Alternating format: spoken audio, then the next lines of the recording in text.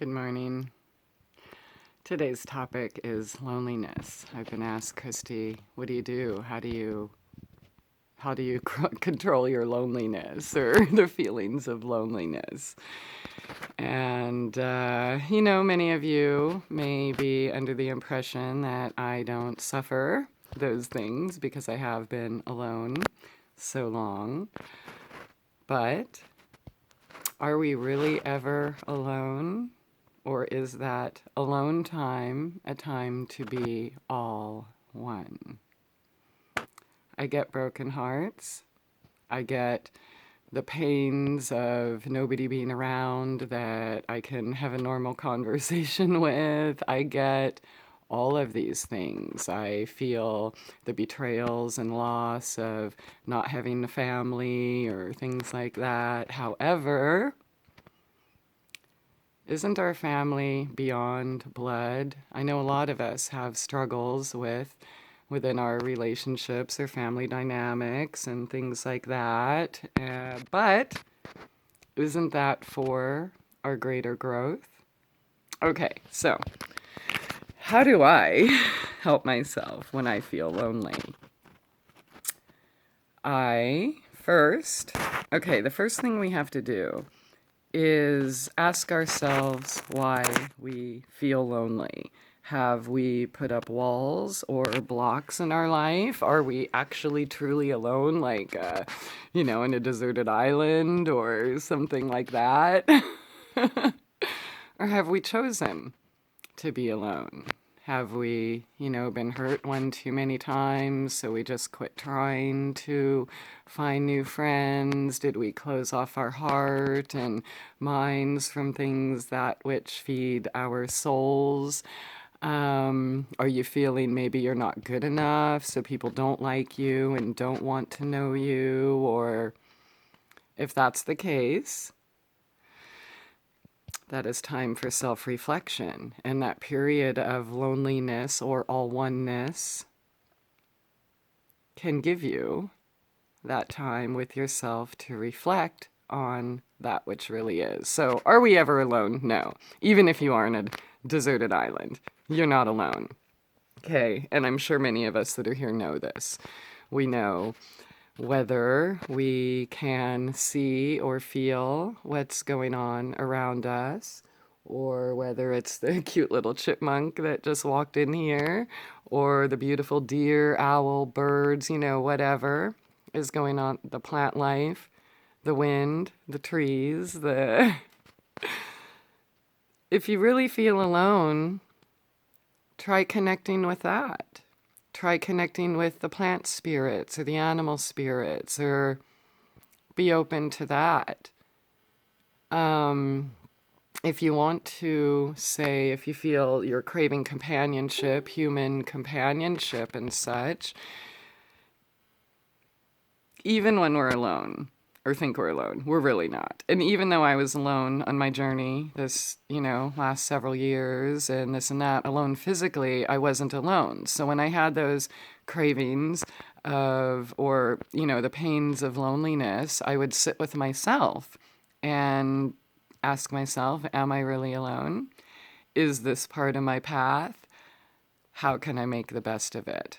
I chose to use this time getting to know myself for the first time in my life without the distractions of everyone else's perceptions and expectations and things, right? So most of the time we feel alone. I mean, really, get real. We're not alone. It's just that we have people in our lives that don't approve of us. And they want to show us they don't approve of us by, say, not being there if we don't meet their expectations. Okay, so that lonely time we can spend assessing these what's really going on in these situations, and assess, do we even really want those types of people in our life anyways? Yeah, I'll tell you some lonely stories. I remember the first time when I was in the hospital in Florida, 10 days. So there I was in this town where I had spent the night in hospitals, even though I had to be at work at 7 the next morning and bringing them food, pizza, chocolates, whatever, cooking for people, taking care of them, this and that. And I thought for sure, somebody would be there for me. No, that was a really, really lonely feeling. So what do? You feel the pain of that, then you assess the situation, and the conclusion I came to was, these aren't my friends anyways, right? Because real friends bring you soup when you're sick, or show up in the hospital, or send you a text or a phone call or something. That's what real friends do. So my cure for loneliness at that moment was realizing that they weren't my friends at all.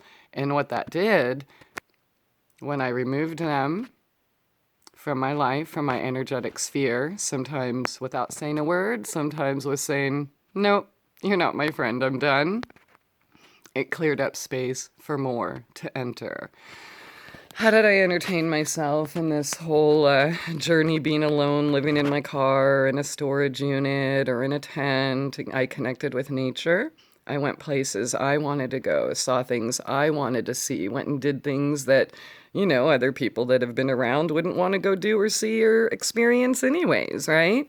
I reveled in the factor that I didn't have to meet somebody's schedule. Oh, let's go hike at this hour and we're done here and, and we'll get on this tour bus and go do that, right? No, fuck that. Okay. I learned to enjoy myself and my own time without all of these distractions. Like, many of us are afraid to be alone. People stay in relationships they shouldn't be in all the time. They keep family relationships, friendships, work partnerships, all of these things because they are afraid to be alone. And that's really sad. We try to cover it up with pills, we cover it up with TV, we cover it up with computer stuff, we cover it up with we cover it up all sorts of ways, drugs, whatever your choice is. But what if you chose to use that time to get to know yourself?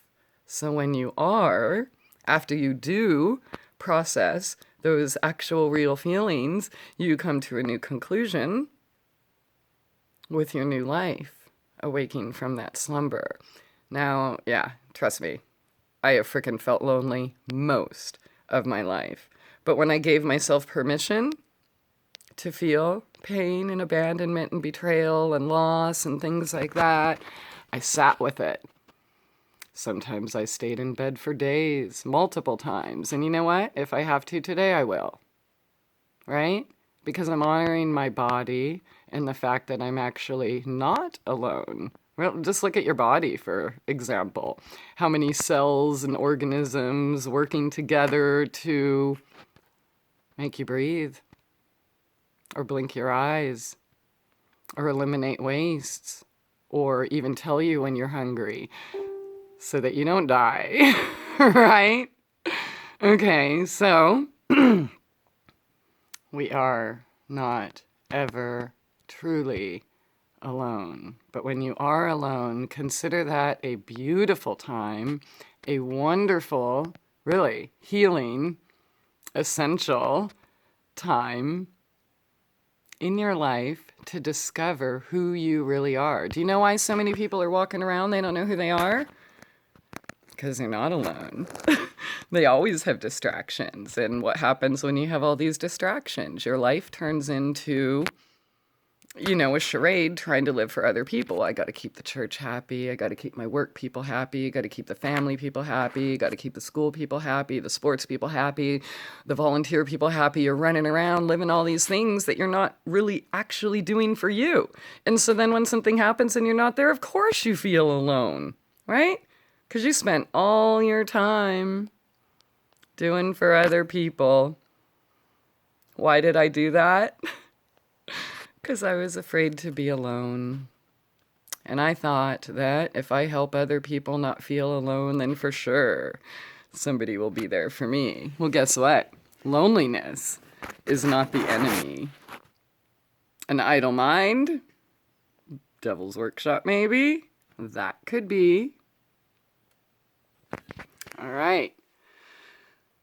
So how do you get over those feelings of loneliness? You don't. You feel them. Then you realize you are not alone. And then you use that time to move forward and fulfill your dreams, your wishes, your goals, whether you want to learn something new, you want to go to a new place, you want to, hey, I'll speak for myself. A lot of times when I was in that mode, I was afraid to try new things. Why? Because I wasn't alone and all these people around would make fun of me, because I'm not good enough. And, I really screwed up on that. So that kept me from trying new things and discovering my actual worth and latent talents that I had suppressed. Why did I suppress them? Because I had to look good for all the other people around that were making me not feel alone. But think about it. How many of you are not alone, yet you feel alone? So which is worse? You want to live in a home with other people and be alone? Or do you want to walk out there and discover that which feeds your soul? This loneliness feeling is a feeling based on dependency and fears. What if I'm not good enough? What if nobody likes me? What if I die alone? Well, what if? Is that really so bad? Did you have somebody blocking you from everything your heart's desired? Yeah, there's lots of ways to look at it, right? So I'm not saying don't ever feel alone. Oh, that's terrible. That's a dumb emotion, whatever. No, I'm saying feel it and give yourself all the time you need to feel it. Then get up and go outside and listen to the birds. Or pick up some yarn, start crocheting, or a piece of paper, write your thoughts. Think about this. You think what's your favorite book? Or music, or whatever. How do you think they created that? In their sacred space alone. Yeah, where they surrender to the magic of the universe working through them. That doesn't happen when you're hanging out in large groups, right? Yeah. So instead of feeding off of other people's energies in these large groups, we are learning our own. So loneliness, it's really not so bad.